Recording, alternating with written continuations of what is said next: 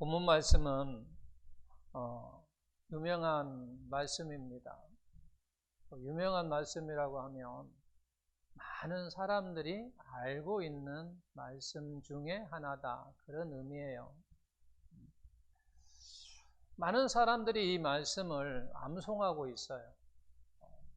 그만큼 많은 사람들이 이 말씀을 알고 있다라고 하는 거죠. 그런데 이렇게 말씀이 많은 성도가 알고 있으면 있을수록 빠질 수 있는 함정 두 가지가 있습니다. 네, 하나는 뭐냐면 미리 결론을 생각해요. 아, 나 이 말씀 알아. 이런 착각 속에 빠지고 결론을 내버리면 오늘 나에게 주시는 새롭게 주님의 음성을 우리가 들을 수 없다라고 하는 거죠. 우리가 음성을 듣는데 어려워지는 거예요. 왜? 이미 내가 내 마음의 생각 속에 결론을 내어버렸기 때문에 오늘 새롭게 주님의 음성을 내가 듣는데 어려워진 그런 함정에 빠진다고 하는 거죠. 그래서 우리는 언제든지 하나님의 말씀을 대할 때는 늘 처음 대하는 것처럼 겸손한 마음으로 대해야 된다라고 하는 거예요. 내가 아무리 이 말씀을 암송하고 있다 할지라도 나는 그 말씀이 오늘 처음이다라는 그와 같은 생각 속에 그 말씀을 접해야 된다라고 하는 거죠. 그래야 오늘 나에게 새롭게 주시는 주님의 음성을 들을 수 있다라고 하는 거예요.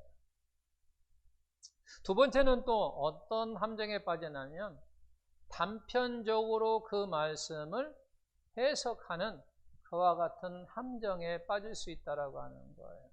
이게 무슨 얘기냐면 앞뒤 어떤 흐름에 그와 같은 것을 의미를 생각하지 않고 그냥 그 말씀만 뚝 띄어내가지고 우리가 해석한다라고 하는 거예요. 그러니까 결국은 28절에서 30절만 딱 띄어가지고 우리가 해석을 한다는 얘기예요. 그렇게 되면 우리가 잘못된 해석을 할 수 있다라고 하는 거죠. 내가 잘못 알 수 있다라고 하는 거죠. 이해를 잘못하고 있다라고 하는 거예요. 자, 우리는 보통 수고하고 무거운 짐진 자들아 라고 하면 무거운 짐? 우리가 보편적으로 어떤 생각을 하게 되냐면 내가 세상을 살면서 나에게 일어나는 어떤 문제라고 생각해요. 뭐 남편의 문제도 나에게 짐이다 생각하고 자녀의 어떤 문제도 나의 짐이라고 생각하고 나의 어떤 경제적 짐, 또 다른 어떤 나의 삶 속에 일어나는 어떤 짐, 어떤 그런 문제를 나의 삶 속에 문제라고 생각하고 그걸 짐이라고 생각한다는 얘기예요. 그리고 그 짐을 주님 앞에 와서 내려놓으면 다 와라 해가지고 내려놓으면 우리 주님께서 힘을 주시겠다고 우리가 보편적으로 해석하고 생각한다라는 거예요. 정말 그러냐라고 하는 거예요. 정말. 그것은 결국 무슨 얘기냐면 결국 단편적으로 내가 그 말씀을 딱 띄어내가지고 해석을 하다 보니까 그런 생각을 하게 된다라고 하는 거예요. 저는 이럴 때 늘 예를 들어서 하는 말이 있어요. 성경책에 하나님이 없다라고 하는 말씀이 있어요, 없어요? 성경책에 하나님이 없다라고 하는 말씀이 있는가 없는가? 있어요, 없어요? 있어요, 없어요? 자신 있게 있어요, 없어요? 있어요. 그것도 떼어나면 그 말이에요. 그냥 말씀이 이렇게 쭉 있는데 딱 떼어내면 성경책에 2번 나와요. 하나님이 없다라고 하는 말이 2번 나오거든요. 근데 그 앞에 문장을 확대하면 뭐라고 나냐면 어리석은 자가 이르기를, 그런 얘기예요. 그러니까 어리석은 자가 말하기를 하나님이 없다고 한다, 그 말이거든요. 그래서 우리도 마찬가지로 이렇게 단편적으로 해석을 하다 보면 우리가 잘못된 해석이 될 수 있고 내가 잘못 알 수 있는 것처럼, 그래서 우리는 문장을 이렇게 확대해서 보아야만이 그 정확한 의미를 우리가 해석할 수 있다라고 하는 거예요.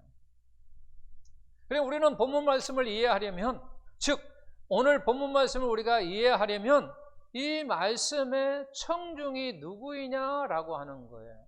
청중, 듣는 사람이 누구냐라고 하는 거예요. 그리고 그 청중이 누구에게 지금 어떤 의미로 그 말씀을 지금 말씀하고 있는가라고 하는 것이 매우 중요하다라고 하는 거예요. 똑같은 말을 내가 이렇게 말할 수 있어요. 제 아내를 향해서 사랑해 라고 말할 수 있다는 얘기예요. 권사님을 향해서도 권사님 내가 사랑해 말할 수 있어요. 그러죠? 그러나 그 속에 담겨진 의미는 전혀 달라요. 그러잖아요.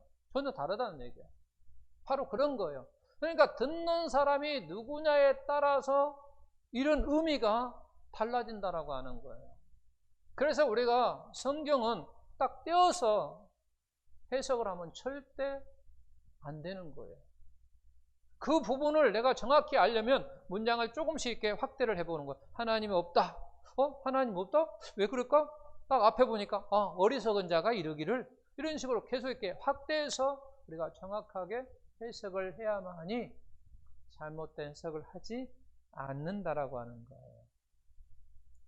자, 본문이 이제 청중이 누구인가를 우리가 한번 보려고 하는 거예요. 그러려면 어디로 가냐면 문장을 제가 확대하라고 그랬어요. 본문을. 그러면 20절로 가야 되는 거예요. 20절이 시작하는 말씀이에요. 그 20절에 뭐라고 이야기하냐면 주님께서 권능을 가장 많이 행하신 고을들이 회개하지 아니하므로 우리 주님께서 그들을 향하여 지금 책망하고 있는 거예요. 자, 이제 연상이 되죠? 우리 주님께서 그들에게 말씀을 막 전해요. 말씀을 전하면서 그들에게 권능을 행하는 거예요. 기적을 막 행하는 거예요. 그럼에도 불구하고 사람들이 지금 그것을 보는 거예요. 듣고 봄에도 불구하고 그들이 회개하지 않는다는 얘기예요. 회개하지 않으니까 우리 주님께서 그들을 향하여 지금 책망하는 모습이라고 하는 거죠. 자, 그러면 어떤 고을의 사람들이냐라고 보니까 21절, 23절의 말씀이 나와요. 21절에 뭐라고 나냐면 화 있을전저 고라시나 화 있을저 베세다야 라고 이야기하면서 우리 주님께서 너희에게 행한 모든 권능을 두로와 시돈에게 행하였더라면 그들은 벌써 회개했을 거란 얘기예요. 두로와 시돈이라고 하는 것은 항구 도시고 무역 도시예요.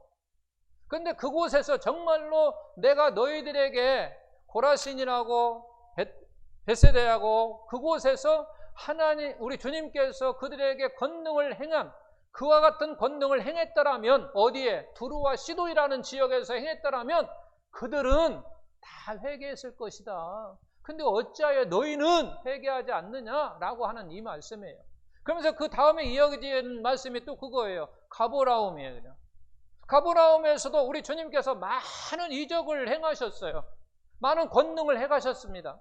그럼에도 불구하고 그곳에 고을에 사는 많은 백성들이 우리 주님의 말씀을 듣고 그 권능을 눈으로 직접 봄에도 불구하고 그들이 회개하지 않더라고 하는 거죠. 그러면 우리 주님은 계속해서 이야기하는 거죠. 내가 그와 같은 권능을 소돔에 행했더라면 창세기에 나오는 소돔 고모라성에서 내가 그곳에서 너희들에게 행했던 그와 같은 많은 권능을 행했더라면 오늘날 존재했을 것이다라는 얘기예요. 그들이 회개해서 오늘날 있었을 거라는 얘기예요. 사실 성경책에만 나오지 사실은 소돔 고모라는 없습니다. 흔적이 없어요. 근데 벳세다하고 이 가브라움하고 고라스는요 지금 흔적이 있습니다. 징계받아서 지금 그곳에 가면 성지순례에 가서 보게 되면 그곳에 그 지역의 돌들이 새카매요. 검정돌이에요. 검정돌. 그게 이제 그 이야기해요. 가이들이 이곳에는 옛날에 과거에 우리 주님께서 많은 권능을 행하심에도 불구하고 그들이 회개치 아니함으로 말미암아 하나님께서 징계함으로 이렇게 됐다라고 이야기는 하는데 그냥 그런 거예요. 어쨌든 자 21절과 23절을 제가 이렇게 또 말할 수 있어요. 참고적으로 말한다면 가버나움에서 우리 주님께서 많은 행적을 권능을 일으켰는데 잘하는 백부장의 믿음, 백부장의 하인이 아팠을 때 치료한 그곳이 가버나움이에요. 또 우리 이제 형동체가 하면 혈류증 여인이 고침을 받은 곳도 가버나움이에요.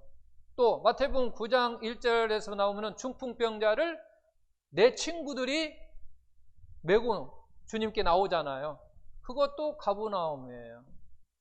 또 베드로 장모 10병을 고치신 곳도 가버나움이에요. 가버나움에서는 많은 권능을 행하셨어요. 가버나움하고 고라신하고 베세다는 그냥 거기서 거기에요. 지역이 그냥 근처예요. 그곳에서 많은 그와 같은 권능을 행하셨음에도 불구하고 그들이 회개하지 않았다라고 하는 거죠. 이 말씀을 제가 이렇게 이야기했어요. 회개라고 하는 건 뭐냐라고 이야기할 때 이렇게 이야기했어요. 말씀 사역의 진정한 열매예요.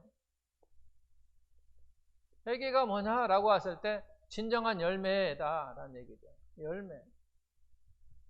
우리가 말씀을 전하고 복음을 전하는 것은 그들이 회개하라고 하는 거거든요. 그 회개가 열매라고 하는 거예요. 또 회개는 또 다른 말로 이야기할 때 여기에서 내용을 그대로 보게 되면 뭐라고 이야기하면 죄에 대한 심판을 뭐 하게 된다? 면하게 된다. 말씀을 가만히 보면 그렇게 우리가 말할 수 있잖아요.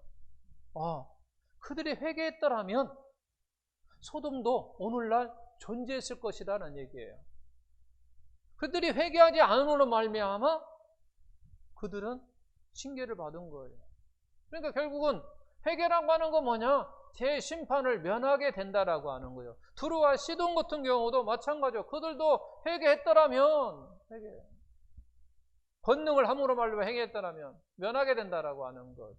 회개가 진정한 사역의 마지막 열매라고 하는 거예요. 그러면서 그 이야기 보면 가만히 내용 보게 되면 그 책임은 누구에게 있다? 책임은 누구에게 있다? 청중에게 있다 그런 얘기예요. 청중. 결국 나에게 있다라고 하는 거예요. 나에게 있다. 이걸 지금 말씀하고 있어요. 회개라고 하는 진정한 사역의 열매다고 이야기했고 회개라는 게 뭐냐? 제 심판을 면하게 하는 것이다.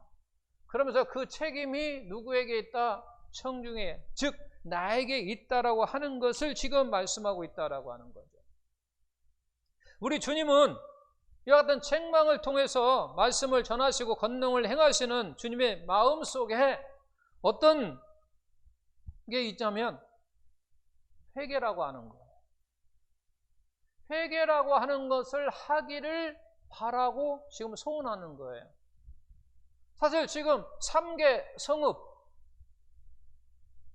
마을, 고을 여기 우리 주님께서 말씀을 전하시고 지금 기적을 베푸셔 많은 권능을 지금 행하신단 말이야. 권능을 행하시는데 이 목적이 뭐냐면 분명한 목적이 있어요. 그들이 뭐 하기를 원하는 거예요. 지금 회개하기를 원하는 거예요. 그들이 회개하기를 원하는 거예요. 그런데 회개하지 않아. 그 책임은 누구에게 있다? 너에게 있다라고 지금 이야기하는 거예요. 우리 주님께서 그렇게 이야기하는 거예요. 제가 오늘 설교하는 것도 결국은 어떻게 보면 그거예요. 여러분의 진정한 하나님의 자녀가 되기 위해서는 무엇보다도 회개가 필요한 거예요. 정말 회개가 필요한 거예요. 왜? 죄에 대한 심판을 면하게 할 수 있습니다. 오직 회개만이라. 우리 주님께서 그들에게 말씀을 전하고 많은 권능을 행했던 그 목적이 분명한 목적은 뭐냐면 결국은 그 고을에 사는 많은 백성들이 뭐 하기를 원하느냐? 회개하기를 원한다라고 하는 거죠. 그것이 그의 목적이에요. 우리 주님의 목표에 있다고 하는 거죠. 왜? 죄에 대한 심판을 면할 수 있기 때문에. 그 면하는 것이 책임이 누구에게 있냐? 너에게 있다라고 하는 거예요. 너에게 있다는 거예요. 오늘 나에게 있다라고 하는 거죠. 오늘 나에게. 누구 다른 사람에게 있는 게 아니에요. 너에게 있다라고 하는 거죠. 그러면서 이어지면서 뭐라고 이야기합니까? 25절 보게 되면 그때에 예수께서 대답해 이르시되 천지의 주제이신 아버지여, 그리고 끝에 보면 감사하나이다 이렇게 있어요. 그때가 언제냐는 얘기예요. 그리고 하나님께 감사하다는 얘기를 하고 있어요. 우리 주님께서 그때가 언제냐는 얘기예요. 그때가 언제냐면 우리 주님께서 지금 3개 성읍 고울에 말씀을 전하고 그 다음에 권능을 행하는데 그들이 뭐 하는 거예요? 지금 회개해요, 안 해요? 회개하지 않을 때 그 상황을 우리 주님께서는 감사하고 있다라고 하는 얘기예요. 지금 성경 내용을 그대로 풀면 바로 이거예요. 그때에 우리 주님께서 그 3개 고울의 말씀을 전하고 많은 권능을 행했음에도 불구하고 그 성읍의 많은 백성들이 회개하지 아니한 그때에 그 상황, 그 환경을 가지고 우리 주님께서는 감사하고 있다라고 하는 거예요. 그러면 우리가 볼 때는 이 말을 다르게 간단하게 표현하면 이런 얘기예요. 우리 주님께서 지금 뭐 하고 있어요? 사역하고 있어요. 그죠? 복음 사역하고 있잖아요. 그러죠? 복음 사역을 하고 계신 거예요. 우리 주님께서 지금 어떤 곳에서 3개 이 마을에서 이 고울에서 지금 복음 사역을 하고 계시는 거예요. 말씀을 전하기도 하고 그들에게 놀랍도록 기적을 베푸는 그와 같은 일을 통해서 복음 사역을 하고 계신다는 얘기예요. 근데 복음 사역이 성공했어요? 실패했어요? 우리가 생각할 때 실패했어요. 왜? 회개하는 사람이 없으니까. 열매가 없어요. 우리도 다 같이 다 오늘 복음 사역 합시다 해가지고 나가가지고 이 고울 저 고울 이곳 저곳 해가지고 막 복음을 전했는데도 불구하고 돌아오는 사람이 아무도 없어. 그러면 오늘 나간 것은 사실은 실패한 거잖아요. 헛수고만 했잖아요. 땀만 뻘뻘 흘리고 고생만 했지 사실은 얻어진 건 없다라고 하는 거죠. 자, 그럼에도 불구하고 우리 주님께서는 그것을 감사하고 있다라고 하는 거예요. 그러면 왜 감사하실까? 우리 주님은 그거예요. 왜 감사했을까라고 하는 거예요. 우리 주님은 감사했어요.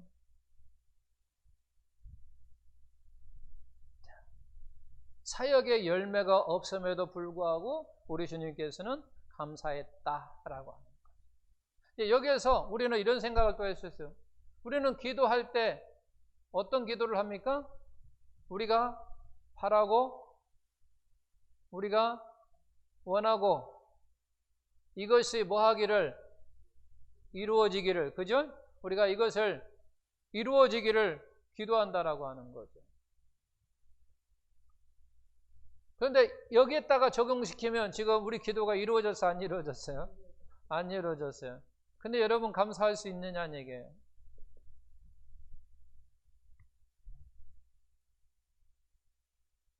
오늘 예배기도 가다 툭 넘어져갖고 뒤로 박아서 호가 딱 깨져버렸어. 그 속에 주여 감사합니다 할렐루야 할 수 있냐는 얘기야. 사실 그래. 내가 시험을 봤어. 자격증 시험을 봤는데 떨어져 버렸어. 회사에 들어가려고 원서를 넣었는데 떨어져 버렸어. 그럴 때도 우리가 감사할 수 있느냐라고 우리가 적용을 시킬 수 있다라고 하는 거야. 우리 주님은 분명히 우리 주님은 훨씬 더 우리보다 잘했잖아요. 그잖아요. 나는 공부 열심히 하지도 않고 합격을 바라는 것은 도둑놈 심보지만 우리 주님은 그렇지 않았잖아요. 많은 권능을 행하셨잖아요. 그들에게 정말로 권능했어요. 아픈 자도 막 낫게 치료하시고 사람들이 그랬을 거 아니에요. 저게 지금 사람이래 인간이래 신이 아니고서 이거 할 수 있대 막 하면서 막 그렇지 않았겠어요? 그렇게 하셨음에도 불구하고 회개하는 사람이 없으니까 우리 주님이 미칠 것 같아요. 우리도 한번 생각해 보죠. 내가 막 좀 권능이 있고 내가 능력이 있어서 어느 지역에 갖고 막 회개하라 해가지고 막 치료했어요. 내가 열심히 막 복음을 전해가지고 했는데 교회 날 때 나올 때 하더만은 안 나온다네. 그때 우리가 낙심하고 그러잖아요. 실망하잖아요. 우리 자체 삶 속에 그잖아요. 우리 권사님이 우리 조삼선 성도님을 열심히 막 이야기를 하고 막 해갖고 다음 주에 온다고 했는데 안 와버렸어요. 힘이 푹 팽개증나요. 이런 거란 얘기예요. 우리 삶 속에 얼마든지 일어날 수 있는 거예요. 제가 뭐 권사님하고 이야기를 예를 들었지만 사실은 우리 삶 속에 얼마든지 있었어요. 회사를 가면서도 일어날 수 있는 일들이고, 그런데 우리 주님께서는 이와 같은 사역의 실패 속에도 감사했다라고 하는 사실입니다. 왜 우리 주님은 감사했을까라고 하는 거죠. 26절에 보니까 그렇게 나와요. 26절에 올소이다. 이렇게 된 것이 누구 뜻이라고 하는 거예요? 아버지의 뜻이라는 거예요. 이렇게 된 것, 이렇게 복음 사역을 했는데 실패하는 것이 누구의 뜻이다? 아버지의 뜻이라네요. 이게 우리 주님은요, 그 이야기하는 거죠. 그 결과 어떤 그걸 보지 아니하고 그게 비록 실패라고 할지라도 그것이 아버지의 뜻이라면 감사하는 거예요. 그러니까 기준이 어디에 있느냐? 기준이 어디 있냐? 우리 주님의 기준은 어디에 있느냐? 아버지의 뜻이냐라고 하는 거예요. 기준이. 이것이 실패든 성공이든 그게 중요한 게 아니라 그것이 비록 실패라 할지라도 그것이 결국은 무슨 얘기냐면 아버지의 뜻이냐는 얘기예요. 그걸 기준을 갖는 거예요. 그걸 바로 가장 가치를 따지는 거예요. 우리 주님께서는 가장 가치로 따는 거죠. 그것이 우리 주님의 소원이에요. 그냥 소원.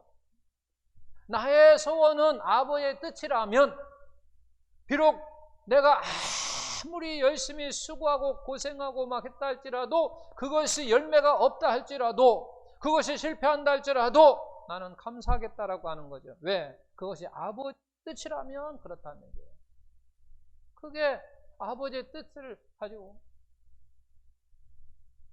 우리도 결국은 그걸 하는 거죠. 내가 열심히 조삼선 성도한테 막 이렇게 저렇게 막 이야기했는데 성령이 역사하지 않아. 예를 들자면 그건 아버지 뜻이에요. 성령이 역사하지 않았으니까 아버지 뜻이에요. 그것을 우리는 감사해야 된다는 거죠. 그럼에도 불구하고 우리는 감사해야 된다는 거죠. 내가 무엇인가 열심히 했어요. 이렇게 말할 수 있어요. 어떤 사람이 아파. 간절히 기도해. 그럼에도 불구하고 아무 반응이 없어. 그게 아버지 뜻이라면 감사하겠다라는 거예요. 내가 비록 아프다 할지라도 내가 비록 치료가 되지 않았다 할지라도 그것이 아버지의 뜻이라면 감사하겠다라고 하는 거예요. 이게 쉽지 않아요. 그죠? 쉽지 않다고 하는 거죠. 그러나 우리 주님은 그렇다는 거예요.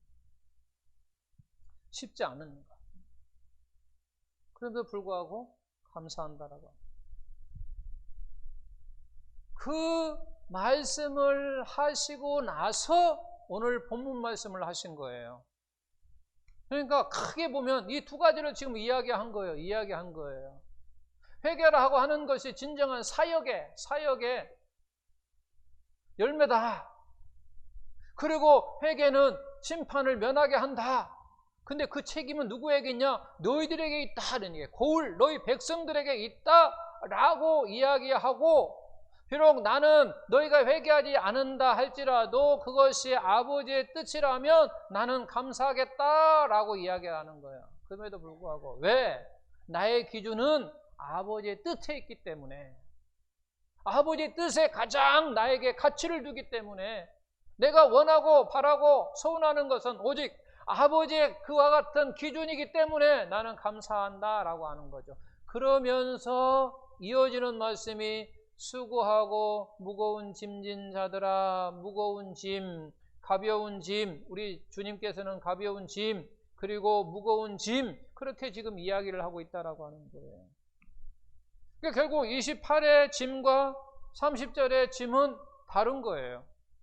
28절의 짐은 뭐냐라고 이야기할 때 그건 바로 그 짐을 진 사람은 바로 어떤 사람이냐? 무겁게 만드는 짐이라고 하는 거예요.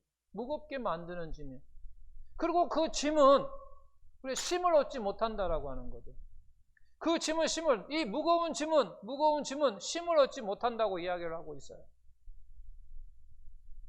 그 방면에 가벼운 짐, 이 짐은 가볍다는 얘기예요. 쉼이 있다라고 하는 거예요. 쉼이 있어요. 만약에 앞에 무거운 짐도 쉼을 줄 수 있다라고 한다면 우리 주님께서 그렇게 말씀하지 않았어요. 쉼을 주지 않으니까 그렇게 이야기해요. 내가 쉼을 줄게 오라고 이야기하는 거예요. 그럼 무거운 짐이 뭐냐라고 하는 거죠. 무거운 짐이 우리 삶 속에 많은 일어나는 그와 같은 문제가 무거운 짐이냐라고 하는 거예요. 앞으로 들어보면 지금 어떤 사람한테 지금 이야기를 한 거예요? 누구한테 내게로 오라고? 이 수고하고 무거운 짐들아 다 내게로 오라. 다 내게로 오라. 무거운 짐들아 다 내게로 와라. 누구한테 지금 하고 있는 소리예요? 네? 회개하지 않은 사람들을 향해서 지금 이야기하고 있다라고 하는 거예요. 회개하지 않은 사람. 바로 이 3개 고울에서 말씀을 전하고 많은 권능을 행했음에도 불구하고 행하지 않은 사람들을 향하여 우리 주님께서 계속 이야기하기를 뭐라고 했냐면 수고하고 무거운 짐진 자들 이야기하는 거예요 지금. 그러면 무거운 짐진자들은 뭐라고 하냐면 결국은 다른 의미라면 회개하는 얘기예요. 회개하고 나에게 와라 그런 의미예요. 너의 무거운 짐이라고 하는 것은 바로 회개하라는 얘기예요. 회개하고 나한테 오라고 지금 그렇게 지금 이야기를 하고 있는 거란 말이에요. 회개하고 나에게 오라 라고 하는 말씀을 지금 하고 있다란 말이야. 근데 말씀을 딱 떼어놓으면은 해석이 다르게 하고 우리의 삶 속에 일어나는 무거운 짐, 나의 어떤 문제, 자녀의 문제, 경제적인 문제, 무슨 문제, 그것이 나의 무거운 짐으로 생각한다라고 하는 거죠. 그래서 그것을 우리 주님 앞에 나온단 말이에요. 그게 아니라 무거운 짐이면 너희가 회개하라고 하는 거예요. 회개하라. 결국은 우리가 짐이라고 하는 것은 별게 아니에요. 짐이라고 하는 것은 그 짐의 무게가 문제인 것이지 그 짐이라고 하는 것은 크게 문제가 되지 않는 거예요. 짐이 무겁냐 가볍냐 이게 중요한 것이지 그 짐 자체는 큰 의미가 없는 거예요. 그러잖아요. 제가 짐을 지고 있는데 솜 10kg를 지고 가. 근데 어떤 사람은 조그만해. 근데 30kg야. 우리가 눈으로 볼 때는요, 솜은 10kg만 해도 막 이따 말을 하잖아요. 그럼 이렇게 보면은 저 사람이 더 무거워. 그게 아니라는 거예요. 짐이라고 하는 건 문제가 아니라 어떤 게 더 무겁느냐라고 하는 거예요. 그 말처럼 나의 짐이 28절의 짐이냐 아니면 30절의 짐이냐 이게 사실 문제가 되는 것이지 그 짐 자체가 문제가 되는 게 아니라는 얘기예요. 그러면서 뭐라고 이야기하냐면 그리하면 그렇게 이야기를 하고 있어요. 그리하면 쭉 와가지고 그리하면 너희가 뭐 하겠다가 쉼을 얻을 것이다 라고 이야기하는 거죠. 앞에 너희가 뭐 해야 하면 그러면 그리하면 이게 기준을 따지면 앞에서 뭐뭐 하면 뭐뭐 하겠다 그런 얘기거든요. 그리하면 이게 결국 무슨 얘기냐면 그런 얘기예요. 앞에는 누가 할 일이냐면 내가 할 일이에요. 뒤에는 누가 할 일이에요? 하나님이 하실 일이에요. 내가 하면 그렇게 하면 그러므로 말미암아 그리하면 하나님께서 이렇게 해주시겠다라는 거예요. 너희가 회개하고 나에게 오면 그런 얘기예요. 나에게 오면 그리하면 내가 너에게 뭐 하겠다? 쉼을 얻게 하시겠다라고 하는 거예요. 우리는 여기서 기억할 것이 하나가 뭐냐면 그거예요. 성경에 자세히 보면 짐을 없애주겠다라고 하는 것이 아니에요. 너희에게 평안과 쉼을 주겠다고 말하는 것이지 그 짐을 없애주겠다라고 말하지 않아요. 근데 우리는 보통 뭘 원하냐면 이 짐이 없어지기를 원해요. 보통 우리는 짐이, 만약에 우리가 세상의 삶 속에 어떤 짐이 있으면 그걸 위해서 우리가 간절히 막 바라고 원해요. 기도해요. 그러면 그것이 없어지기를 원한다는 얘기예요. 그러나 우리 하나님께서는 절대로 없어지는 행위는 거의 없어요. 없어요. 그걸 우리가 어떤 생각으로 바뀌게 만드는 거예요. 생각을 바뀌게 만드는 것이지 그것을 없애게 하는 거냐. 물론 기적을 베푸시면서 물론 제가 한 경우도 있었지만 많은 대부분 곳에는 뭐냐면 그것을 생각을 바꿔버려요. 생각을 바꾸는 것이지 그 자체를 해결해 주시는 분이 아니에요. 생각을 바꾸게 만드는 거예요. 생각을 바꾸고. 그럼 달라지는 거예요. 보는 시각에 따라서 달라지거든요. 그래서 본문 말씀이 그리하면 이라고 하는 얘기예요. 그리하면 내가 회개하고 오면 하나님께서 하신 일은 뭐냐? 내가 너에게 쉼을 얻게 하시겠다라고 지금 말하고 있다라고 하는 거예요. 또 우리가 본문에는 아주 중요한 교훈 하나를 더 배울 수 있는 건 뭐냐면 우리가 무거운 짐을 지고 힘겹게 사는 것보다 하나님의 말씀을 순종하고 회개하며 하는 것이 더 쉽다라고 하는 거예요. 제가 이렇게 이야기하면 목사님 그렇지 않아요. 대부분 그렇게 이야기해요. 그런데 그렇지 않습니다. 우리가 무거운 짐을 쥐고 힘겹게 사는 것보다 내가 회개하고 주님께 나아가 순종하여 사는 삶이 더 쉽다라고 하는 거예요. 근데 우리는 대부분 사람들은 거꾸로 생각해요. 거꾸로 생각해요. 왜 우리는 그렇게 생각하느냐라고 할 때 저는 이렇게 예를 들어서 이야기하세요.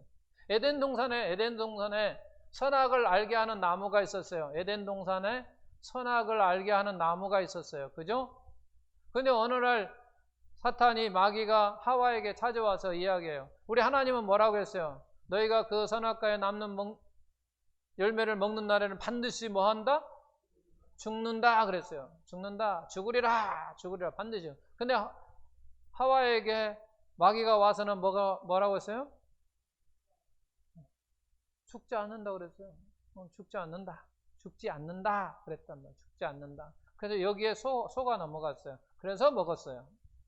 이처럼 마찬가지예요. 우리가 하나님의 말씀을 순종하고 회개하고 하는 삶이 더 쉬워요. 사는 것이. 근데 사탄은요 와가지고 뭐예요? 뭐 없다고? 어렵다고 우리의 생각을 자꾸 집어넣어요. 어렵다고 그러는 거예요. 그래서 우리가 속고 있는 거지. 속고 있는 것이지. 원래 하나님은 우리 인간을 창조하셨을 때 이렇게 만들었어요. 순종하고 회개할 수 있도록 하는 일이 더 쉽게 만들었단 말이에요. 그리고 우리가 더 쉬운 건 뭐냐면 하나님과 우리의 짐을 져주시거든요. 그렇기 때문에 더 쉬운데 우리는 자꾸 어떤 생각을 하냐면 어렵다라고 생각하라는 거예요. 왜? 사탄에게 그렇게 자꾸의 나의 생각 속에 일하는 거예요. 더 어려운 거야 라고, 더 어려운 거야, 더 힘든 거야 라고 이야기를 하는 거예요. 그래서 우리가 이것을 우리의 삶 속에서 만약에 찾는다면 저는 이렇게 찾을 수 있어요. 신앙생활 오래 하는 사람이 탈선을 해보면 그걸 알아요. 신앙생활 잘 하던 사람들이 탈선을 한번 해보면요 직접 느껴요. 그걸. 제가 옛날에 그런 이야기를 한번 한 적이 있어요. 저도 신앙생활 하면서 신앙생활 때려치겠다고 몸부림친 적이 있어요. 신앙생활을 그만두려고 몸부림을 친 적이 있어요. 그래서 주일날 교회도 안 가고 막 그랬어요. 그거 엄한 짓 하고 돌아다니고 막 그랬어요. 한동안. 그런데요, 한 달을 못 갔어요. 미쳐버리겠더라고. 오히려 그 생활하는 것이 더 미쳐버리겠는 거예요. 더. 그래서 나라는 사람은 이게 아니구나. 가야 되겠다. 그래서 다시 갔어요. 그래서 다시 신앙생활을 정상적으로 할 수 있었거든요. 이게 마찬가지죠. 우리 신앙생활 열심히 하는 사람 한 주, 두 주만 한번 빠져봐요. 미쳐버려요. 본인이 미쳐버려. 아마 제가 장로님한테 한 달만 교회 나오지 마세요. 그리고 집에서만 계세요. 하면 주일날 되면 미쳐버릴 거야. 그런다니까요. 왜? 이 생활이 더 쉬운데 이 생활을 하라고 하니 사람 그런 거죠. 이게 왜 그러냐? 본래 하나님이 우리를 그렇게 만드셨단 말이에요. 본래 그렇게 만드셨어요. 근데 왜 그렇게 어렵냐라고 하는 것은 사탄이 자꾸 와서 어렵다라고 자꾸 우리에게 속삭인다라고 하는 거죠. 거기에 지금 내가 속아나는 거야. 내가 정말로 지금 교회 안 가는 것이 막 행복하고 교회 안 가고 막 내가 다른 거 막 취미생활하고 하는 것이 더 행복한 사람은 지금 사탄에게 속고 있는 거예요. 야, 너 잘하고 있어. 그지? 더 쉽지? 막 이렇게 하는 거예요. 근데 실제 저희들에게 와서 한다면요, 돌아버려야 돼요. 속고 있는 거라는 거예요. 더 쉽다라고 하는 거예요. 한번 보십시오. 물고기가요, 물에서 살도록 하나님께서 창조하시니까 물속에 있을 때가 가장 자유스러운 거예요. 쉽게 생활할 수 있는 거죠. 물속에 있을 때. 왜? 하나님은 그렇게 만드셨기 때문에 그런 거예요. 근데 그곳에서 벗어난다고 하면 생각해봐요. 우리가 신앙생활 열심히 잘하고 있는 데서 거기에서 벗어난다고 생각해보면요, 죽는다니까요. 근데 우리는 자꾸 이 생활이 더 쉽다고 하고 이 생활이 더 재밌다고 이야기하고 한다는 얘기예요. 그건 결국은 무슨 얘기냐면 그건 그거예요. 사탄에게 속고 있는 거예요. 내 생각 속에 사탄이 들어와서 나를 지금 속이고 있는 거예요. 그러니까 결국은 내가 그런 생활이 계속 있다고 한다면 나는 지금 계속 속고 있는 거예요. 그러면서 그 생활이 이제 습관이 돼버리면 돌이킨다는 것이 쉽지 않다라고 하는 거예요. 그게. 왜? 우리가 습관 한번 되려면 새로운 습관이 나를 지배해야만이 내가 그 습관을 바꿀 수 있거든요. 그렇지 않으면 어렵거든요. 그래서 오늘 본문 말씀은 가장 유명한 말씀이고 많은 사람들이 암송하고 있는 말씀이지만 그 무거운 짐이라고 하는 것은 어떤 의미냐면 바로 그런 의미가 담겨져 있다라고 하는 거예요. 회개하라. 우리 주님께 와서 회개하라. 회개할 때 내가 너에게 힘을 주시겠다라고 하는 거예요. 하나님의 자녀가 되면 내가 너에게 힘을 주겠다라고 하는 거예요. 힘을 주겠다라고. 이게 포괄적으로 생각하면 바로 그런 거예요. 네가 내 자녀가 돼. 그럼 내가 너에게 모든 것을 역사할게. 그런 얘기예요. 정말로 이 말씀을 만약에 떼어서 딱 떼어가지고 생각한다면 어디로 가야 되냐면 이 성경시대의 유대인들의 풍습으로 들어가야 돼요. 그래야 정확한 또 해석이 될 수 있어요. 이렇게 해석이 되어지는 거예요. 성경시대에 유대인들은 13살이 되면 성인식을 거행합니다. 너는 이제 지금부터 성인이야 라고 할 때가 13살. 우리 나이로는 이제 14살이 되겠죠. 그래서 우리도 지금 성기계 세례 받을 때 뭐예요? 14세로 하잖아요. 그런 것이 영향을 받은 거예요. 그래서 성인식을 할 때 어떤 식으로 하게 되냐면 그 전에는 12살까지는 대부분 이제 어머니 손에서 교육을 받고 자랍니다. 그럼 13살이 딱 되면 그의 삶이 딱 바뀌어져요. 어떤 삶으로 바뀌냐면 율법이라고 하는 법을 그에게 딱 얹어줘요. 너는 이제는 앞으로 네 스스로 살아갈 수 있고 네 스스로 생각하고 살아가야 돼. 어떤 방법으로? 율법을 행하면서 그러는 거예요. 그러면서 그 율법을 어깨에 멍에에 딱 매주는 거예요. 그 멍에가 나오는 자는요. 그 멍에라고 하는 게 뭐냐면 소의 멍에를 이야기하는 거예요. 그러면 소의 멍에는 농사를 지을 때 하루 일을 딱 하면 우리 시골에서 농사를 지어보면 어떻게 하냐면 그 멍에를 소의 등에 딱 이렇게 세워놓고 씌울 때도 이 쟁기하고 분리만 시키지 그 멍에는 내려놓지는 않습니다. 멍에는 그냥 등에 놓고 그냥 풀 뜯어먹게 놔둬요. 그러다가 다시 일을 하면 가서 쟁기하고 이렇게 해가 연결해서 쓴다는 얘기예요. 그러면 그 멍에를 언제 벗느냐? 집에 왔을 때. 이제 하루 일과가 끝났다는 얘기잖아요. 하루가 끝났다는 얘기예요. 그 의미예요. 그래서 이스라엘 백성들, 그 당시 때 이스라엘 백성들은 멍에가 벗었기 때가 언제냐면 죽을 때라고 하는 거예요. 그러면서 그들은 죽어서까지도 그의 멍에를 벗기지 않아요. 벗기지 않아요. 왜? 우리의 몸은 부정하다고 해가지고 그들은 장례를 2번 치른다 했죠? 여러분 아마 들었을 거예요. 이스라엘 백성들은 장례를 2번 치릅니다. 어떻게? 한 번은 그냥 묻어. 그리고 다 이제 살이 썩어. 그러면 이제 뼈만 가지고 와서 다시 이제 정식으로 장례를 치르는 거예요. 그게. 그때야 이제 드디어 네가 멍에를 벗는 데가 언제냐면 바로 그때야. 처음 장례할 때가 아니라 2번째 장례할 때 드디어 벗겨주는 거예요. 그 멍에예요. 그게 이제 자유를 느낀다라고 하는 거예요. 그러니까 그들의 율법으로 살면, 여러분 생각해 보세요. 율법으로 산다고 하는 것이, 율법으로 천국을 간다라고 하는 것이 가능하냐는 얘기예요. 얼마나 무겁겠어요. 그걸 다 지켜야 되는데. 그렇잖아요. 율법을 다 지켜야 천국에 가니까.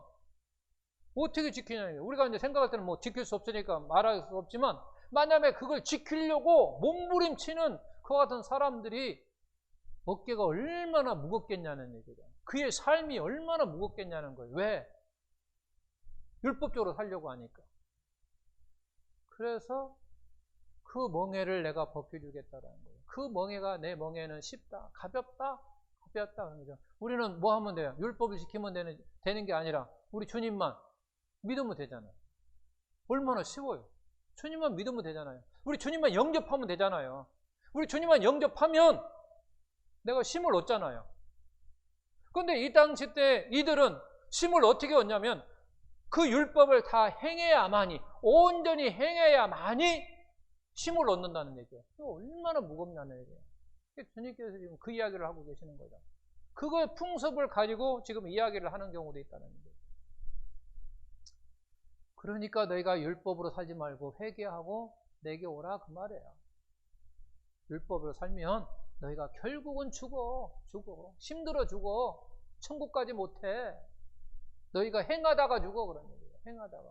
그러니까 쉬운 예수님을 영접함으로 말미암아 힘을 얻을 수 있어. 자유를 얻을 수 있어. 해방을 얻을 수 있어. 네가 영생을 얻을 수 있어. 그런 의미라고 하는 거예요. 본문 말씀이 그거라는 얘기예요. 정확하게 해석하려면 이게 맞다는 거예요. 왜? 원래 우리 주님께서 그 유대인의 풍습을 가지고 사실은 이야기를 한 거거든요. 많은 사람들이. 왜? 그 당시 대부분 율법으로 살려고 했던 사람들이 대부분이니까. 율법으로 살려고 하는 대부분의 사람들에게 우리 주님께서 내가 메시아다라고 하면서 많은 기적을 베풀었음에도 불구하고 회개하지 않았다고 하는 거죠. 그러니까 회개하라는 얘기예요. 그리고 율법으로 살지 말고 회개해서 예수를 영접함으로 말미암아 네가 힘을 얻어라, 영생을 얻어라, 평안을 얻어라 라고 말씀하고 계신다라고 하는 거죠. 그래서 무거운 짐이라고 하는 것은 우리의 삶 속에 일어나는 그런 무거운 짐이 아니라고 하는 거예요. 그런 의미의 말씀으로 늘 우리는 주님 앞에 나와 회개함으로 말미암아 하나님께 주시는 그와 같은 심, 그와 같은 평안을 얻으며 삶을 신앙생활하기를 예수님의 이름으로 축원합니다.